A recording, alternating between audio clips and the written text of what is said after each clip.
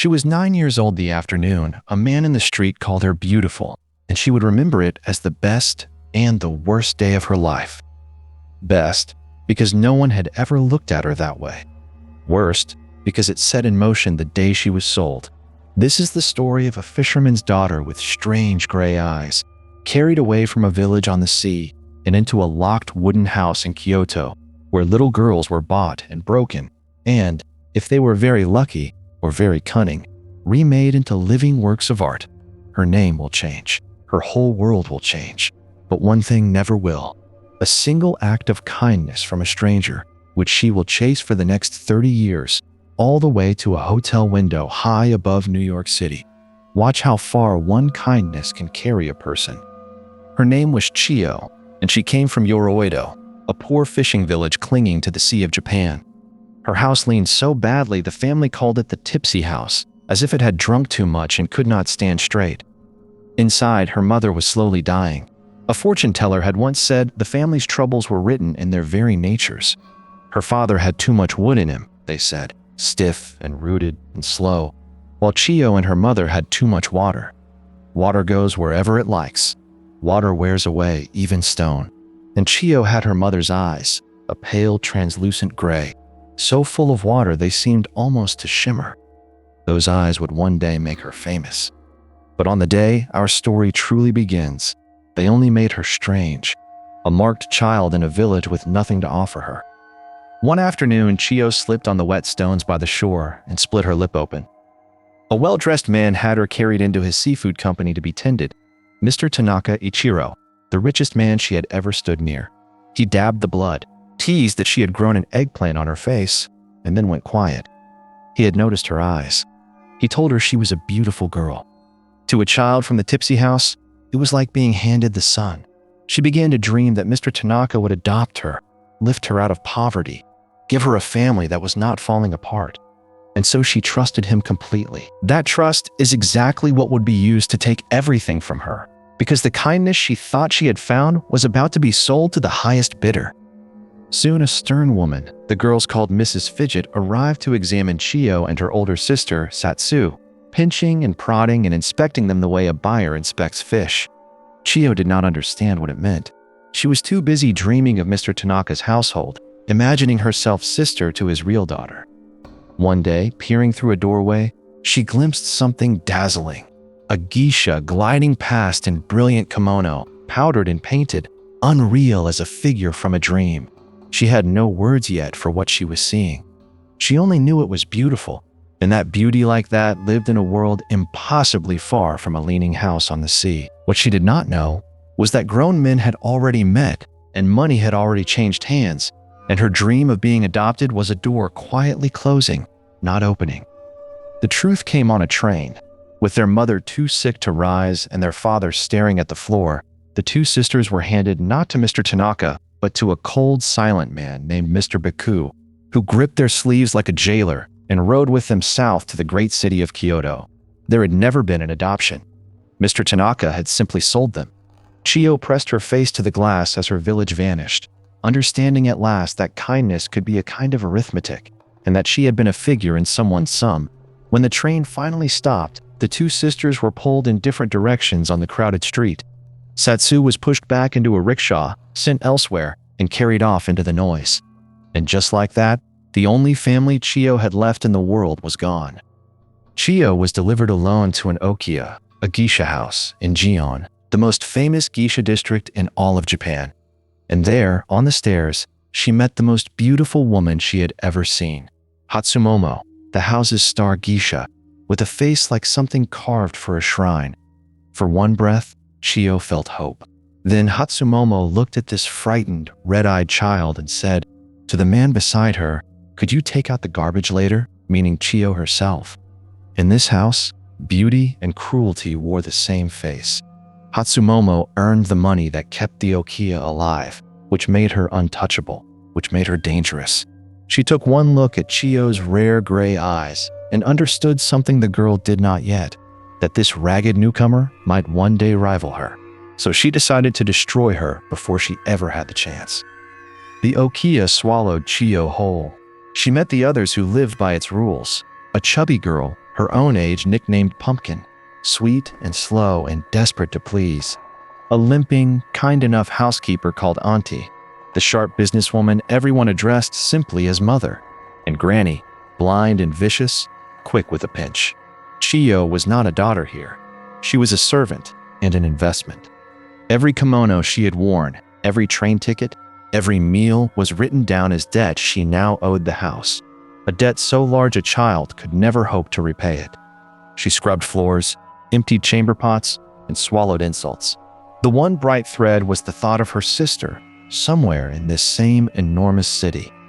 If she could only find Satsu, the two of them might still run. That thin hope was all that kept her standing. And she did find her. Slipping out on errands, asking everywhere, Chiyo finally tracked Satsu down, not to a fine house, but to a shabby pleasure quarter across the river, where her sister had been sold to something far uglier than an okiya. The two girls clung to each other and whispered a plan.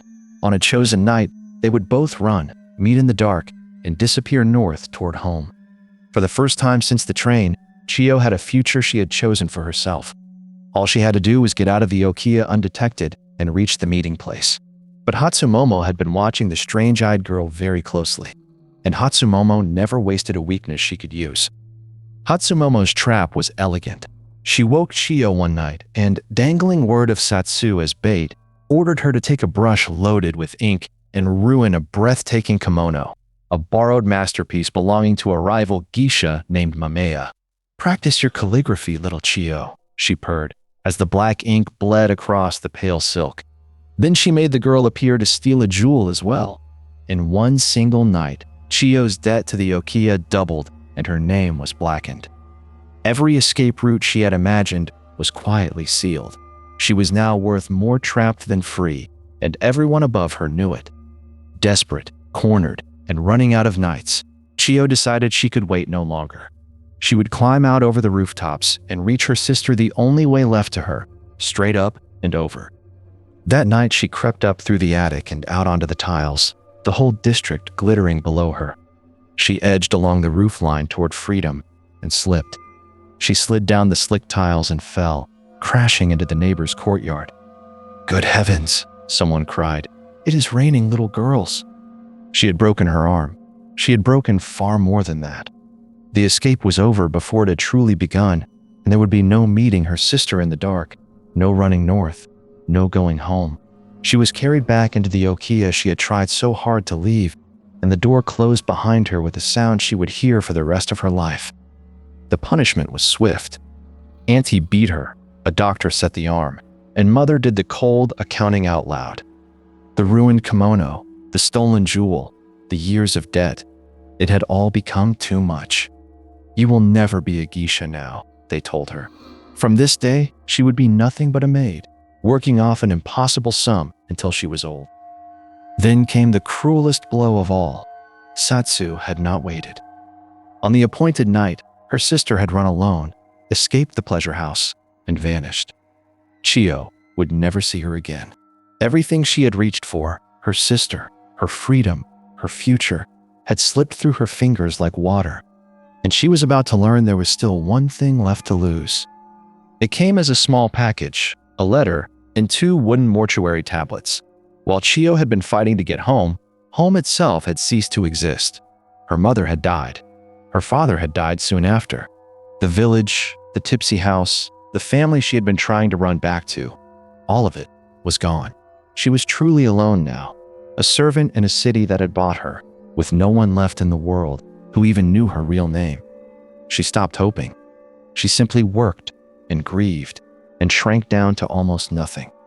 This is the lowest point of her whole life, and it is exactly here at the very bottom that the moment arrives, which will decide everything that follows. One afternoon, she sat weeping on a low stone wall beside a canal in Gion. A man stopped. He was older, beautifully dressed, unhurried, and the others with him called him Chairman. He crouched down, lifted her chin, and wiped her tears with his own handkerchief. He asked, gently, why a girl with nothing to be ashamed of was crying so hard. Then he said a thing she would carry the rest of her life, that none of us find as much kindness in this world as we should. He bought her a cup of shaved ice, pressed a coin into her hand wrapped in that monogrammed handkerchief, and walked on. To him, it was a small kindness. To Chiyo, it was the sun again. She took his coins to a shrine and prayed, not to escape, but to become a geisha, so that one day a man like the chairman might notice her once more. Time passed, and Chiyo remained a maid, until one day the most celebrated geisha in Gion walked into the okiya and asked to take her on. Mameha, elegant, famous, and as it happened, the very woman whose kimono Chiyo had once been forced to ruin. She offered to become Chiyo's older sister, to train her, sponsor her, and launch her as an apprentice. It seemed like a miracle falling straight from the sky. Part of it was real. Mameha saw rare promise in those gray eyes. But part of it was war. Mameha and Hatsumomo were bitter enemies, and grooming Hatsumomo's would-be victim into a star was the perfect revenge. Chiyo did not care why. For the first time in years, someone was offering her a door that opened instead of shut. She stepped through it without looking back. But Mother, who ran the okiya like a ledger, would not gamble on a broken-armed maid for nothing. So Mameha made a stunning bet. She wagered that within a few short years she could turn this girl into a geisha successful enough to repay her entire crushing debt by the age of 20, something almost no one ever managed. If she failed, Mameha would cover all the costs herself. If she won, Mother would owe her. Suddenly, Chiyo was not just a servant. She was a high-stakes wager between two shrewd women, with her whole future the prize on the table. The terms were absolute. Total obedience, endless training, not a single misstep. It was the hardest bargain she had ever been handed. It was also the only one that pointed anywhere but down. And so her real transformation began. The training was brutal and beautiful. Dance, music, tea, the art of pouring sake so a powerful man feels like the only person alive. When she was ready, a fortune teller chose her a new name, and after a solemn ceremony of shared cups, the fisherman's daughter, Chiyo, was gone. In her place stood a young geisha called Sayuri. It was as if the little girl who once ran barefoot to the tipsy house had simply ceased to exist. Sayuri debuted in the tea houses of Gion, and the city began to notice her water-gray eyes. But every step upward was a step onto Hatsumomo's territory. The older geisha and her protege, none other than sweet, obedient Pumpkin, set traps at every turn, spreading rumors, sabotaging her engagements. The war Mameha had started was now Sayuri's to fight, and she was about to meet the man it was all secretly for. It happened at a sumo exhibition. Across the crowd, Sayuri saw him, the chairman, the stranger from the stream, older now but unmistakable. His real name, she learned, was Iwamura Ken, the founder of a great electric company. He did not recognize the polished young geisha as the weeping child he had once comforted. But she recognized him, and the old prayer flared back to life inside her. Beside him sat his closest partner, a gruff, fiercely loyal man named Nobu, whose face had been so terribly burned that the skin, Sayuri thought, looked like a melted candle, and who had lost an arm to the war. Nobu was blunt where the chairman was gentle, and Nobu, it would turn out, would come to care for Sayuri deeply. Two men, one company, and a young woman in love with the wrong one. That knot would take 20 years to untie. To repay her debt, Sayuri needed a wealthy patron, and Mameha played the game like a chess master. She quietly staged a rivalry between powerful men to drive up Sayuri's worth, including a doctor the geisha privately nicknamed Dr. Crab, who collected a certain kind of prize. The prize had a name, Mizuichi. In the harsh economics of this world, an apprentice's innocence was sold, once, to the highest bidder, a ritual dressed up in politeness that was, underneath, an auction of a child. Mameha's plan was to make that auction as fierce and as lucrative as Gion had ever seen. Sayuri understood what was being arranged around her, and understood she had no power to refuse it. All she could do was hold on to the one thing that was truly hers, the memory of a man by a stream, and a prayer she had never once stopped saying. The bidding drew a dangerous figure, a baron, Mameha's own patron, who invited Sayuri to a party at his country estate. There, alone, and having drunk too much, he did something that frightened her badly. He cornered the young girl and looked at her the way a man has no right to look at a child, studying her like an object he might buy. He never went further than that, but the violation was real, and Sayuri stood frozen and ashamed. As it happened, the chairman's handkerchief, the one she still carried everywhere, slipped from her sleeve to the floor. Even in that ugly room, that small square of cloth was the only clean thing she had. She picked it up, kept her silence, and understood more clearly than ever that in this world a girl's safety was never truly her own. When the auction finally came, it was not Nobu who fought for her. He wanted no part of such things and dropped out early. The real contest was between the Baron and Dr. Crab, two older men bidding higher and higher for a 15-year-old girl. Dr. Crab won at a price no one in all of Gion had ever seen, a record sum. The whole district gasped at the number. Sayuri felt only cold. Her worth had just been proven in yen, and it bought the Okiya a small fortune, but it also confirmed exactly what she was inside these walls. Something valuable and something owned. She let none of it show on her painted face. Behind it, the girl from the tipsy house kept her eyes fixed on a single, distant point, the life she still believed she could somehow one day reach. The record price changed everything inside the Okiya. Money like that made Sayuri too precious to risk losing, so Mother did the coldly logical thing. She adopted Sayuri as the daughter of the house, making her heir to the whole business. It was a triumph. It was also a quiet catastrophe, because that place had already been promised to someone else. Pumpkin, who had trained just as hard and asked for so little, was passed over in an instant, her one hope handed to the girl beside her. Pumpkin said nothing, but something in her went hard and still that day. Sayuri had gained a family at last, on paper. What she could not see was the debt of resentment she had just quietly taken on, a bill that would come due years later, at the very worst possible moment. The mizuage itself was handled the way everything cruel in this world was handled, with exquisite manners. Sayuri, still only 15, was taken to an inn, and what had been sold was quietly delivered to the man who had paid for it. The book does not linger on the act, and neither will we. What matters is what it cost her, not her body alone, but any last illusion that she belonged to herself. She had been sold once as a child on a train, and now she had been sold again, ritually, as a young woman. And still, impossibly, she kept one small room in her heart that no bidder had ever entered, where a handkerchief lay folded and a coin was wrapped inside it. Whatever they had bought, they had never once been able to buy that. Sayuri became a full geisha, and in time took a patron, a stiff, aging general who kept her fed and clothed through lean years, and stirred nothing in her at all. Her heart was still fixed elsewhere. Every party, she scanned the room for the chairman. Every kindness he showed her, she hoarded like coin. Meanwhile, across Gion, her old enemy was coming apart. Hatsumomo's beauty had always been her armor, but jealousy and drink were eating her from the inside, and her cruelty began to cost her the very patrons she needed. Slowly, and then all at once, she destroyed herself, until the woman who had once ruled the Okiya was simply gone from it. Sayuri had survived her tormentor not by beating her, but by outlasting her. And then the whole world she had climbed so hard to master began to burn. The Second World War came, and Gion, a world of silk and idle wealth, could not survive it. The tea houses shut, the kimono were packed away. Geisha were scattered to factories and fields, and the glittering district went dark.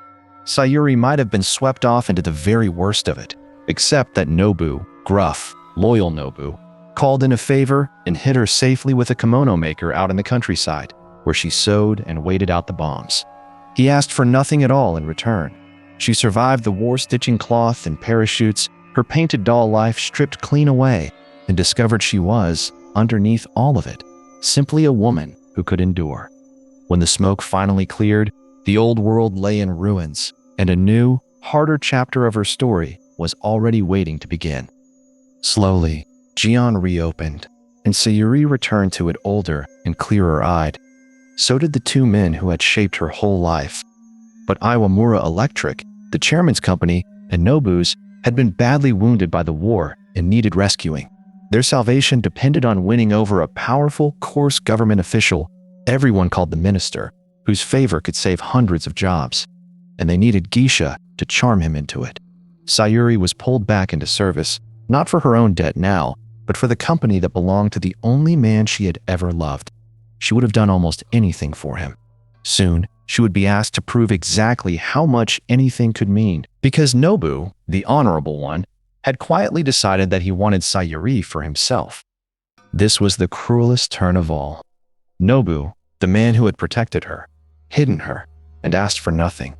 Now let it be known that he intended to become her patron. And by the unspoken rules of that world, if Nobu claimed her, then no other man could ever have her. Sayuri respected Nobu.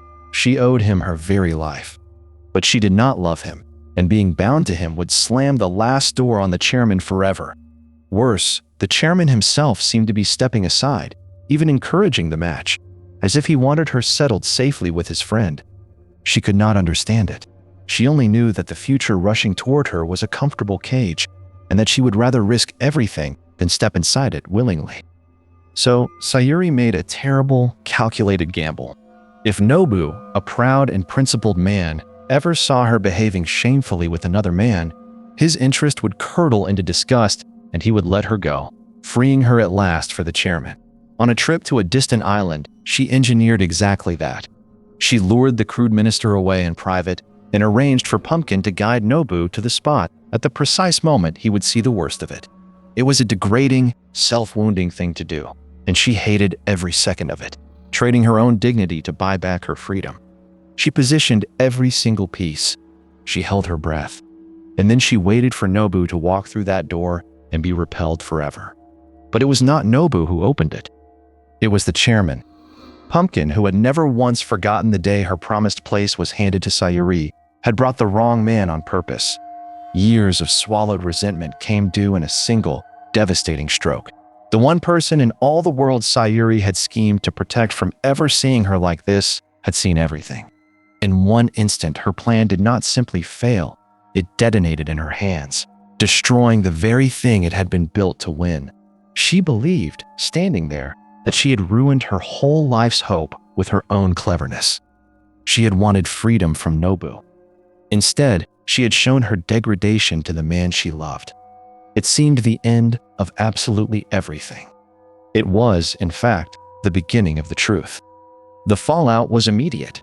Nobu was told what she had done, the scheme, the sabotage, the whole ugly design, and the honorable man was wounded to his very core. He gave her up in disgust and walked out of her life, and this time it was a real loss, not a victory. Sayuri had gotten precisely what she had plotted for, and it tasted like ash. She had freed herself from a man who genuinely cared for her by betraying his trust, and now she stood with nothing at all. No patron, no plan, and the chairman surely lost to her forever after what he had witnessed. She had spent her whole life reaching, and had reached herself right off a cliff. Then the chairman asked to see her alone, and everything she thought she understood turned inside out. When they were finally alone, Sayuri did something she had never once dared. She took out the worn handkerchief she had carried since she was a weeping child by the canal and let him see the monogram, his own. And the chairman went very still. He told her the truth he had hidden for decades. He had recognized her long ago, that very day at the sumo tournament. The polished young geisha with the water-gray eyes was the little girl he had once comforted. More than that, it was he who had sent Mameha to rescue her from the Okiya all those years ago. Every door that had ever mysteriously opened for her, he had quietly opened. The great turning point of her entire life had not been luck at all. It had been him, watching over her, from the very beginning. But why? She asked him. Had he stood back all these years and pushed her toward Nobu? Because of loyalty.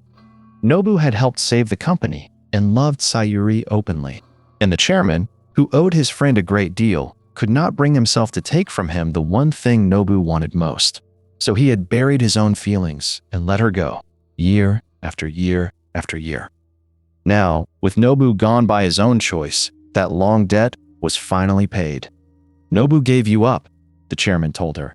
I have taken nothing away from him. And then, for the first time in the 20 years since a stranger had dried her tears beside a stream, he kissed her. The prayer of a frightened 9-year-old girl at a shrine had impossibly been answered. She had become someone a man like the chairman could love. You might expect the story to end there on a kiss, but this is a memoir, not a fairy tale. And the truth is, quieter and sadder than that. The chairman was already a married man, with a family and a great company to pass on. To become his forever, fully and openly, was never truly possible. Sayuri hints, without ever quite saying it aloud, that she bore him a child, a son who complicated everything, an heir who might one day unbalance the empire he had built. So she made one last sacrifice, the way she always had.